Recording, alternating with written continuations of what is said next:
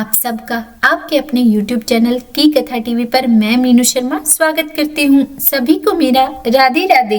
तो आज की इस वीडियो में आप सुनेंगे माघ मास महात्म्य के 27वें अध्याय को। और यह 27वां अध्याय शुरू करने से पहले जान लेते हैं कि कल यानी कि 26वें अध्याय में क्या हुआ था।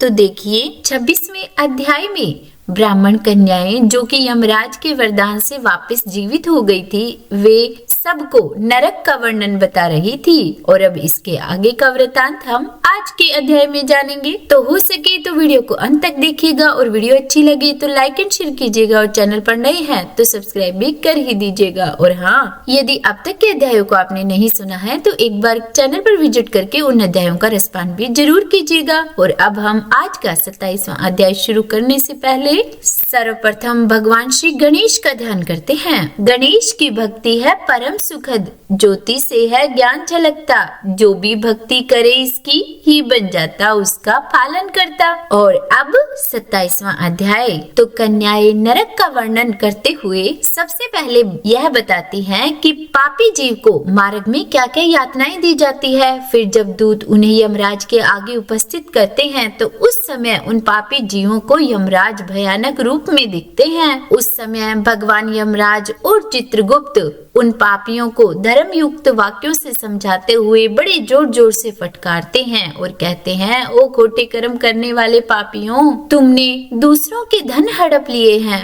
और सुंदर रूप के घमंड में आकर पराई स्त्रियों के साथ व्यभिचार किया है।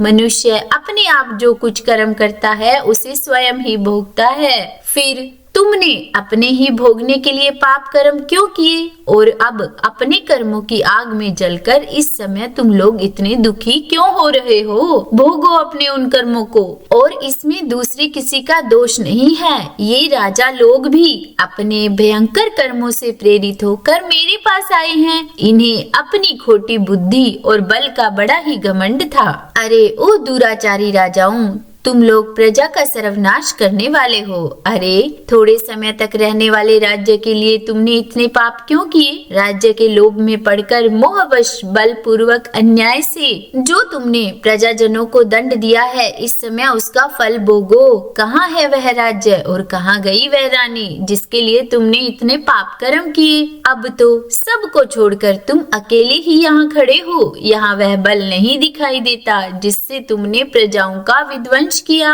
इस समय यमदूतों की मार पड़ने पर तुम्हें कैसा लग रहा है। इस तरह नाना प्रकार के वचनों द्वारा यमराज के उल्हाना देने पर वे राजा अपने अपने कर्मों को सोचते हुए चुपचाप खड़े रह जाते हैं। इस प्रकार राजाओं से धर्म की बात कहकर धर्मराज उनके पाप की सुधि के लिए अपने दूतों से इस प्रकार कहते हैं कि ओ चंड, ओ महाचंड, तुम इन राजाओं को पकड़कर ले जाओ और नरक की आग में डालकर इन्हें पापों से शुद्ध करो। तब वे दूत उन राजाओं के पैर पकड़कर उन्हें बड़े ही वेग से आकाश में घुमाकर ऊपर फेंकते हैं और फिर पूरा बल लगाकर तपाई हुई शिला पर जोर से पटकते हैं। शिला पर गिरने से उनका शरीर चूर चूर हो जाता है और उसके बाद पाप की शुद्धि के लिए उन्हें नरक के समुद्र में डाल दिया जाता है। इस पृथ्वी के नीचे नरक की 28 कोटियां हैं। वे 7वें तल के अंत में भयंकर अंधकार के भीतर स्थित है और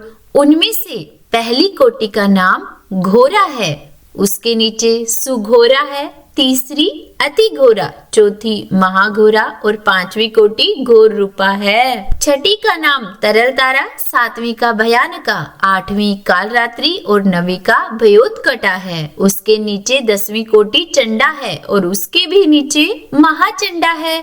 12वीं का नाम चंड कोलाहला है। उसके बाद प्रचंडा, नरनायिका, कराला, विकराला और वज्रा है।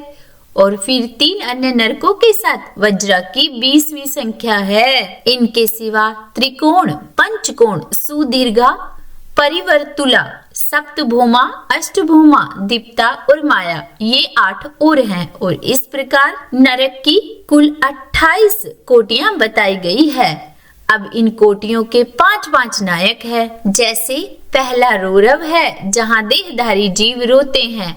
दूसरा महारौरव है, जिसकी पीड़ा से बड़े बड़े जीव भी बिलक बिलक कर रोते हैं। तीसरा तम, चौथा शीत और पांचवा उष्ण है, और ये प्रथम कोटि के 5 नायक माने गए हैं, और इसी तरह अन्य कोटि के भी 5-5 नायक है, और इस तरह कुल मिलाकर 140 नरक माने गए हैं। इन सब में पापी मनुष्य अपने अपने कर्मों के अनुसार डाल दिए जाते हैं, और जब तक भांति भांति की यातनाओं से उनके कर्मों का भोग समाप्त नहीं हो जाता, तब तक वे उसी में पड़े रहते हैं। जैसे स्वर्ण आदि धातु जब तक उनकी मैल ना जाए तब तक आग में तपाए जाते हैं, उसी प्रकार पापी मनुष्य भी पापश्रय होने तक नरकों की आग में शुद्ध किए जाते हैं।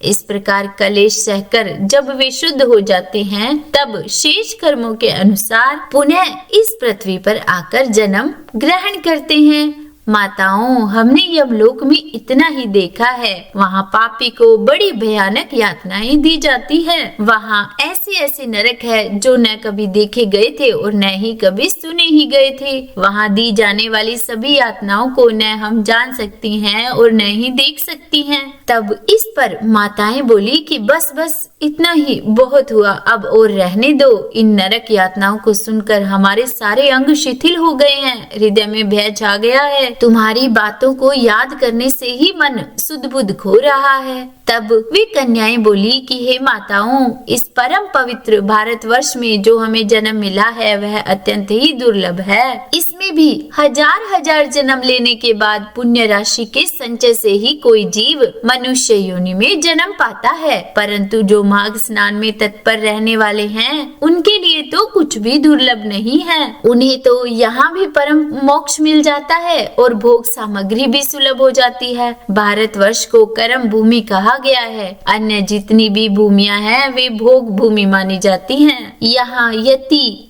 तपस्या और याजक यज्ञ करते हैं तथा यहीं पर लौकिक सुख के लिए श्रद्धा पूर्वक दान दिए जाते हैं। कितने ही धन्य पुरुष यही माघ स्नान करते तथा तपस्या करके अपने कर्मों के अनुसार ब्रह्म, इंद्र, देवता का पद प्राप्त करते हैं। यह भारतवर्ष सभी देशों में श्रेष्ठ माना गया है, क्योंकि यही मनुष्य धर्म, स्वर्ग और मोक्ष की सिद्धि कर सकते हैं। जिस जीव ने मानव जीवन पाकर भी अपनी आत्मा का कल्याण नहीं किया तो वो तो महामूर्ख है, क्योंकि कितने ही काल और योनियों के बाद किसी जीव को मानव जीवन मिलता है। इसे पाकर ऐसा करना चाहिए कि जिससे कभी नरक में जाना ही न पड़े। देवता लोग भी यही अभिलाषा करते हैं कि हम कब भारतवर्ष में जन्म लेकर माघ के महीने में प्रातः काल किसी नदी या सरोवर के जल में गोते लगाएंगे। तो बोलिए विष्णु भगवान की जय। यह था 27वां अध्याय। अब इसके आगे की कथा का वर्णन हम 28वें अध्याय में करेंगे, तो इसीलिए चैनल से जुड़े रहिए। और आज की कथा पसंद आई हो तो वीडियो को लाइक एंड शेयर कीजिएगा, और चैनल पर नए हैं तो सब्सक्राइब भी कर ही दीजिएगा। और हाँ, हर पल हर सांस के साथ प्रेम से, मन से और भाव से जपते रहिए राधे राधे राधे राधे।